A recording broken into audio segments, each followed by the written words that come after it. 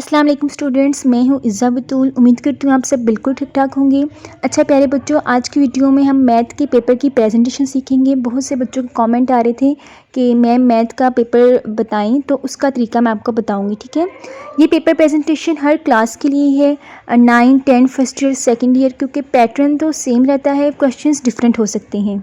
यहाँ पे जो मैं मार्कर्स यूज़ कर रही हूँ वो मास्टर कलम 605 और 604 मार्कर्स हैं। इन मार्कर्स की डिटेल्स मैंने अपने चैनल पे एक वीडियो में बताई है कि इनको यूज़ कैसे करते हैं, इनका क्या डिफरेंस है।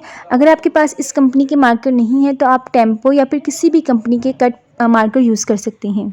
तो सबसे पहले हम जिस तरह आम पेपर सॉल्व करते हैं, शुरू करते हैं, उसी तरह स्टार्ट करेंगे। हम सब्जेक्टिव की हेडिंग देंगे क्योंकि हम सब्जेक्टिव स्टार्ट कर रहे हैं, तो इस तरह प्यारा प्यारा हम सब्जेक्टिव लिखेंगे। ये जो राइटिंग है, ये सारी राइटिंग मैं अपने चैनल में सिखा रही हूँ। अगर आप कट मार्कर से राइटिंग सीखना चाहते हैं तो आप वो वीडियोस देखें। लेटर्स मैं सिखा रही हूँ हर वीडियो में। तो इस तरह आपने प्यारा प्यारा ऊपर सब्जेक्टिव 605 ब्लू मार्कर से लिखना है, क्योंकि ये हमारी मेन हेडिंग है। तो जितनी भी मेन हेडिंग्स होती हैं वो हम ब्लू मार्कर से देंगे। ठीक है, उसके बाद मैथ के पेपर में शॉर्ट क्वेश्चंस के लिए पार्ट 1 होता है और लॉन्ग क्वेश्चंस के लिए पार्ट 2 होता है। तो जब भी आपने मैथ का पेपर स्टार्ट करना है, आपको अगर लॉन्ग आते भी हैं या नहीं भी आते, आपने हमेशा शॉर्ट ही अटैम्प्ट करना है। पहले शॉर्ट क्वेश्चंस लिखने हैं, तो उसके लिए मैं पार्ट 1 लिखूँगी। ठीक है, इस पार्ट 1 में सारे शॉर्ट क्वेश्चंस आएंगे। आप मैथ का पेपर उठा कर देखिएगा, बोर्ड का पेपर, उसमें पार्ट 1 शॉर्ट क्वेश्चंस के लिए होता है और पार्ट 2 लॉन्ग क्वेश्चंस के लिए। और 1 उन्होंने इस तरह आई की शेप में लिखा होता है। ये भी मैंने 605 मास्टर मार्कर से लिखा था। अब नीचे क्वेश्चन नंबर की हेडिंग देंगे। क्वेश्चन नंबर 1 जो होता है वो MCQs का होता है और क्वेश्चन नंबर 2 से शॉर्ट क्वेश्चन स्टार्ट होते हैं। तो 605 मास्टर यूज़ करूँगी मैं क्वेश्चन नंबर 2 की हेडिंग देने के लिए। जिस तरह मैंने तरतीब बताई है ना, एक दफ़ा ब्लू से फिर ब्लैक यूज़ करी हूँ, फिर ब्लैक, तो आपने भी यही तरतीब रखनी है। जब क्वेश्चन ये हमारा कंप्लीट हो जाएगा पेपर, फिर आपको पता चलेगा कि मैंने ये तरतीब इस तरह क्यों रखी है। क्वेश्चन नंबर 1 MCQs का हो गया। क्वेश्चन नंबर 2 हम लिखेंगे। ये राइटिंग देख के आपने परेशान नहीं होना। पेपर में इतना टाइम होता है कि आप आसानी से इस राइटिंग, अगर आप 1 महीने पहले प्रैक्टिस शुरू कर दें तो पेपर से 1 दिन पहले आप इस तरह की राइटिंग से अपना पेपर सॉल्व कर सकते हैं। 1 दिन पहले नहीं आपने राइटिंग सीखने बैठ जानी। ठीक है, पेपर से तकरीबन 1 महीने पहले आपकी इस तरह की राइटिंग होनी चाहिए। अब मैं पार्ट की हेडिंग दूंगी। पार्ट के लिए मैं छोटा मार्कर यूज़ कर रही हूँ 604, क्योंकि ये मेरी सब हेडिंग्स हैं। ये इसकी भी वीडियो अपलोड है कि हेडिंग्स और सब हेडिंग्स का क्या डिफरेंस है और पेपर में हेडिंग्स और सब हेडिंग्स कैसे देखते हैं। अगर आपने वो वीडियो नहीं देखी तो वो भी देख के आएँ। पार्ट 1 की हेडिंग दूंगी। अच्छा प्यारे बच्चों, अब मैथ में 3 तरह के क्वेश्चंस होते हैं। कुछ क्वेश्चंस होते हैं डेफिनेशन के बारे में। ठीक है, कुछ क्वेश्चंस होते हैं कि आपने क्वेश्चन को सॉल्व करना है, वो हमें कोई भी क्वेश्चन दे सकता है, हमने मैट्रिक्स हैं उनका डिटर्मिनेंट फाइंड करना है, कुछ भी, यानी कि क्वेश्चन को हमें सॉल्व करना है। थर्ड क्वेश्चन होता है लेफ़्ट हैंड साइड और राइट हैंड साइड को हमने इक्वल लाना होता है। और जो फोर्थ वन होता है उसमें वो लॉन्ग क्वेश्चंस में आ जाते हैं। ठीक है, उनको हम अलग से डिस्कस करेंगे। 9-10 क्लास में एक बहुत अहम क्वेश्चन होता है थ्योरम का, 8 मार्क्स का। उसके लिए मैं एक सेपरेट वीडियो बनाऊंगी थ्योरम के लिए, क्योंकि वो 8 मार्क्स का है, तो उसकी पेपर प्रेजेंटेशन भी बहुत ज़बरदस्त होनी चाहिए। अब जितना मैंने लिख लिया है उसके नीचे मैं मार्जिन लाइंस ड्रा करूँगी। मार्जिन लाइंस के लिए मैंने मार्कर को इस तरह कट कर लेना है। इसकी भी वीडियो मैं अपलोड कर चुकी हूँ मार्जिन लाइंस की।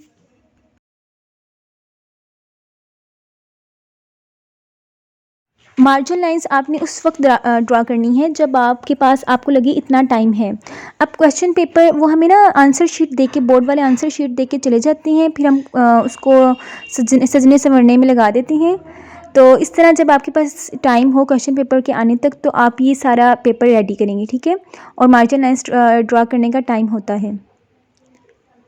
अगर आपने मार्जिन लाइंस की वीडियो नहीं देखी, वो देख के मैंने मार्कर को दरमियान से कट करना सिखाया है कि मार्कर को कट करके हम किस तरह मार्जिन लाइंस लगा सकते हैं, जिसमें इतना टाइम भी नहीं हमारा वेस्ट होगा और पेपर भी सॉल्व हो जाएगा। अब आपने ब्लू के नीचे ब्लू लाइंस लगानी है और ब्लैक के नीचे ब्लैक लाइंस लगानी है। खिचड़ी नहीं बनानी, पेपर को आराम से सॉल्व करना है। टेंशन आपने बिल्कुल नहीं लेनी। बस आपने ये तसल्ली रखनी है कि आपको पेपर आता है, ये नहीं सोचना कि मुझे कुछ भी नहीं आता। ठीक है, पार्ट 1 की आपने हेडिंग दे दी और उसके नीचे आपने लाइंस लगा दी। अब जो लिखा हुआ क्वेश्चन नंबर 2, इस हेडिंग के नीचे मैं लाइंस नहीं ड्रॉ करूँगी, क्योंकि अगर मैंने इसके नीचे लाइंस लगाई तो वो खिचड़ी सी बन जाएगी और पेपर हमारा खूबसूरत लगने की बजाय ओवर लगेगा। ठीक है, ये जितनी भी बातें मैं अभी आपको बता रही हूँ लाइंस के हवाले से, इसके लिए मैं सेपरेट वीडियो बना चुकी हूँ। शॉर्ट क्वेश्चंस को 4 हिस्सों में डिवाइड किया है। फर्स्ट है डेफिनेशंस। ठीक है, अगर मैथ के पेपर में डेफिनेशंस आएँ तो आपने उसको इस तरह सॉल्व करना है कि उन्होंने हमें एक कोई डेफिनेशन दिया आइडेंटिटी मैट्रिक्स की, तो हम उसकी हेडिंग बनाएंगे। इस तरह प्यारी सी आपने 605 मार्कर से हेडिंग बनानी है, क्योंकि ये हमारी मेन हेडिंग है। अगर आपको 605 नहीं यूज़ करना आ रहा तो आप 604 भी यूज़ कर सकते हैं। अब देखिए मेन हेडिंग है ना, तो आइडेंटिटी तो मैंने लिख दिया 605 से, लेकिन अगर मैट्रिक्स भी मैं 605 से लिखूं तो वो फिर गुच्चर मुच्चर हो जाएगा, तो मैट्रिक्स को मैं 604 से लिखूंगी। ये आपकी अपनी सेंस आपने यूज़ करनी है कि कौन सी चीज़ें 605 से बेस्ट रहेंगी और कौन सी 604 से। इसलिए मैं कह रही हूँ कि इस पेपर की आप पहले पेपर से प्रैक्टिस करेंगे, बोर्ड के एग्ज़ाम से पहले प्रैक्टिस करेंगे तो ऐसा पेपर आप सॉल्व करेंगे। अब नीचे हम पेन से लिखेंगे। पेन की उर्दू की राइटिंग अपलोड हो चुकी है और वो मैंने उसमें बहुत बेस्ट तरीका बताया उर्दू की राइटिंग को बेहतर बनाने का। अगर आप चाहती हैं कि इंग्लिश की राइटिंग भी अपलोड करूं पेन की, तो आप नीचे कमेंट करके बताएं, इंशाल्लाह वो भी बहुत जल्द अपलोड कर दी जाएगी। अब डेफिनेशन के अंदर जो चीज़ें हमने हाईलाइट करनी है, जैसे 1 है, ये मेन बात है, इसको हाईलाइट करना है, तो इसको हम 604 मार्कर से हाईलाइट करेंगे। आप पॉइंटर से भी हाईलाइट कर सकते हैं, यानी कि डेफिनेशन में जो मेन बातें हैं ना, चेकर को दूर से नज़र आ जाए कि स्टूडेंट को आता है और वो आपको बस ऊपर ऊपर से देख के ही मार्क्स दे दे। ठीक है, आई और 1 को, एक चीज़ को मैंने ब्लैक से हाईलाइट कर दिया, ब्लू से, तो आपने इस चीज़ का ध्यान रखना है कि हर चीज़ को आपने एक ही कलर से हाईलाइट नहीं करने बैठ जाना। अब नीचे हम एग्जाम्पल की हेडिंग देंगे। अब एग्जाम्पल की हेडिंग लंबी चौड़ी देने की ज़रूरत नहीं है, ये सब हेडिंग है, इसको बस छोटा सा आप लिख दें और नीचे आप एग्जाम्पल लिखना स्टार्ट कर दें। एग्जाम्पल आपने कोशिश करनी है आपको 2 से 3 एग्जाम्पल्स आती हों और लिखनी है आपने सिर्फ 2 हैं। ठीक है, एक एग्जाम्पल सिर्फ ना लिखें। अगर एग्जाम्पल छोटी है तो 2 लिख दें, और अगर किसी डेफिनेशन की लंबी लंबी एग्जाम्पल्स हैं तो एक ही काफ़ी है। अब मैंने यहाँ पे 2 एग्जाम्पल्स लिखी हैं और मैंने पॉइंटर यूज़ किया है। ब्लैक बिल्कुल अलाउ होता है, मैंने खुद यूज़ किया था और अल्हम्दुलिल्लाह मेरे मैथ्स में फुल मार्क्स आए थे, तो आप ब्लैक यूज़ कर सकते हैं। इस तरह मैंने एग्जाम्पल्स लिख दी। अब देखिए नीचे जो स्पेस है वो 4 to 5 लाइन्स हैं। उन लाइन्स में हम नेक्स्ट क्वेश्चन स्टार्ट नहीं कर सकते, क्योंकि वो कंप्लीट नहीं होगा, यानी कि उसकी सिर्फ हम हेडिंग लिखेंगे। और कभी भी हमने इस तरह काम नहीं करना कि एक नेक्स्ट क्वेश्चन की हम हेडिंग लिखें और उसका आंसर हम नेक्स्ट पेज से स्टार्ट करें। जहाँ हेडिंग लिखनी है उसके नीचे से आंसर स्टार्ट करना है। तो इन लाइंस को फिल करने के लिए मैंने अपनी तरफ से कुछ लाइंस ऐड कर ली जो डेफिनेशन की रिलेटेड थी। तो आपने भी इसी तरह काम करना है, रट्टे लगा के नहीं जाने मैथ के पेपर में। इस तरह काम करने की अगर कोई चीज़ भूल जाए तो आप अपने से लिख सकते हैं। अब देखिए जो नीचे 2 लाइंस रह गई हैं वो इनफ हैं, वो आप स्पेस छोड़ सकते हैं। इन लाइंस की जगह ये मुझे खाली खाली लग रही थी तो मैंने यहाँ पे लाइनिंग कर दी। अगर आप चाहें तो ये लाइन बेशक ड्रॉ ना करें जो मैं अभी करने लगी हूँ। ब्लैक या ब्लू मार्कर कोई भी आप यूज़ कर लें और लाइंस इस तरह लगा दें। ठीक है,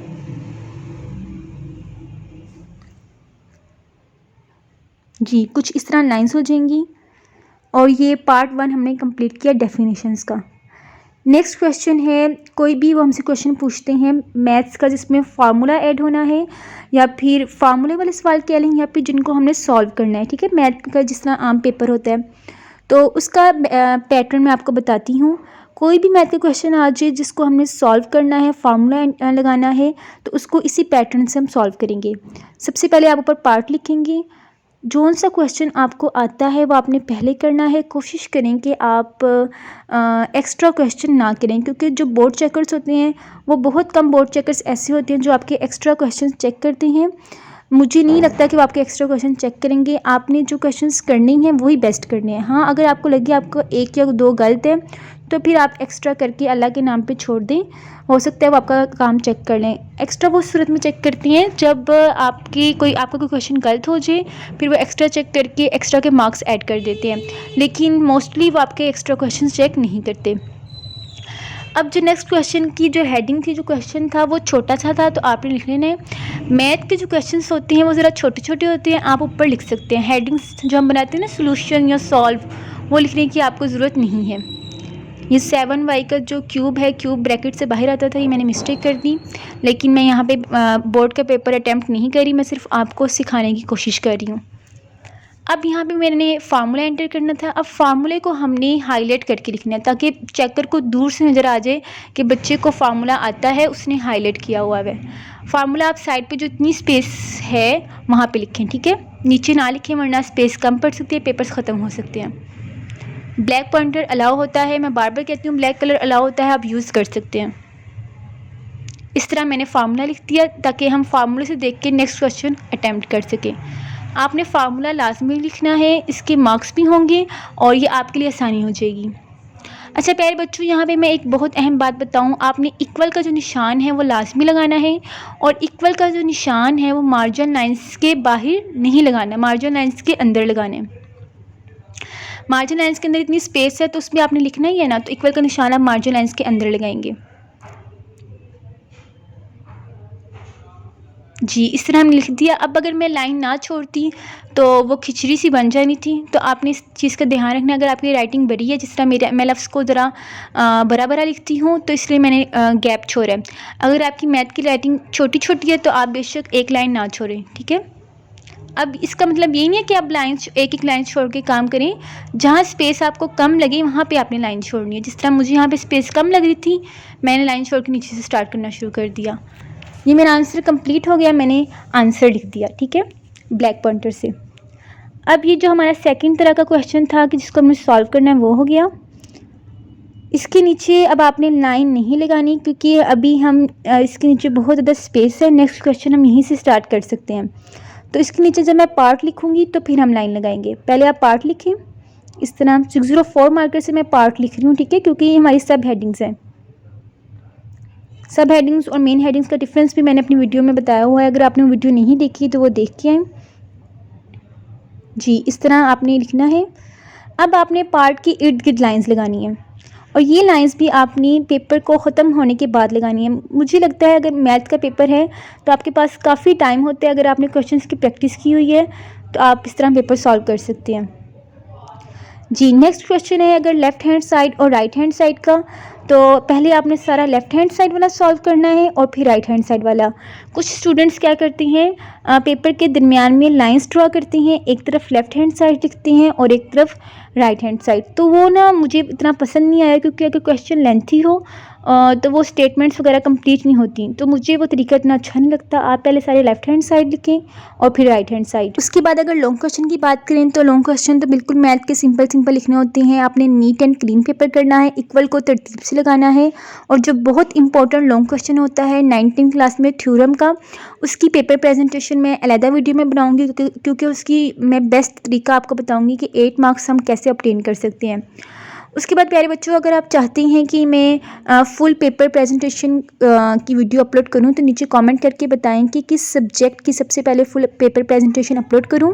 बिकॉज़ ये जो मैंने पेपर प्रेजेंटेशन मैथ की अपलोड किए भी किसी स्टूडेंट ने कमेंट किया था, तो जो नीचे आप कमेंट करते हैं मैं उसको रीड करती हूँ और मैं नोट कर लेती हूँ कि नेक्स्ट मुझे वीडियो किस चीज़ से रिलेटेड बनानी है। तो प्यारे बच्चों, आप मेरे चैनल को जल्दी से सब्सक्राइब भी कर दें ताकि आने वाली अच्छी अच्छी वीडियोस आप देख सकें। और कोई भी क्वेश्चन है आपका नीचे कमेंट करें, इंशाल्लाह उसका जवाब दिया जाएगा। और मैथ का मैं सोच रही हूँ फुल पेपर प्रेजेंटेशन की वीडियो अपलोड करूँ 9-10 क्लासेस की सेपरेट।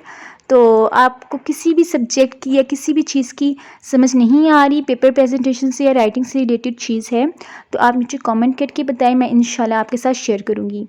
तो ये देखिए कितना प्यारा पेपर लग रहा है, नीट एंड क्लीन, और पेपर प्रेजेंटेशन भी कितनी बेस्ट लग रही है। और अपना ढेर सारा ख्याल रखें, दुआओं में याद रखें और कमेंट करके बताएं कि नेक्स्ट वीडियो किस चीज़ से रिलेटेड हो। अल्लाह हाफिज़।